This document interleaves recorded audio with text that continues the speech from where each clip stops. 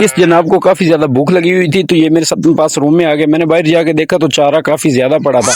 मैंने इन दोनों के आगे चारा डाल दिया, लेकिन उस हजूर ने तो मुंह भी नहीं लगाया। उसने कहा कि मुझे तो गरम गरम 2 पराठे चाहिए। तो मैंने आटा फ्रिज से लिया और मैं इसके लिए जो है ना 2 पराठे बनाने लग गया।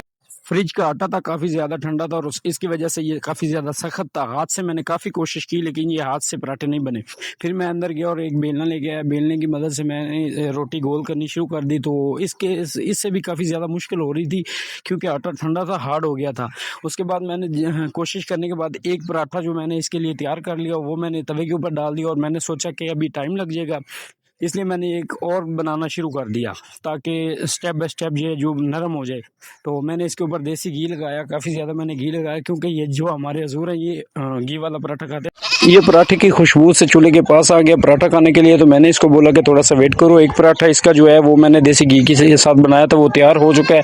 उसके अलावा मैंने जो है दूसरा पराठा भी इंशाल्लाह मैंने तवे के ऊपर रख दिया और गैस मैंने थोड़ा सा तेज़ कर दिया। ये आप देख सकते हैं कि दूसरा पराठा भी हमारा बिल्कुल तैयार है। तो ये देखिए दोनों पराठे माशाल्लाह कितने खूबसूरत तैयार हो चुके हैं, लेकिन ये अभी काफ़ी ज़्यादा गर्म है। तो मैंने इसके छोटे छोटे पीस किए। मैंने सोचा कि इसका मुंह न जल जाए। मैंने पंखा चलाया ताकि जल्दी से ठंडे हो जाए, क्योंकि ये हजूर खाने के लिए बहुत बेचैन था।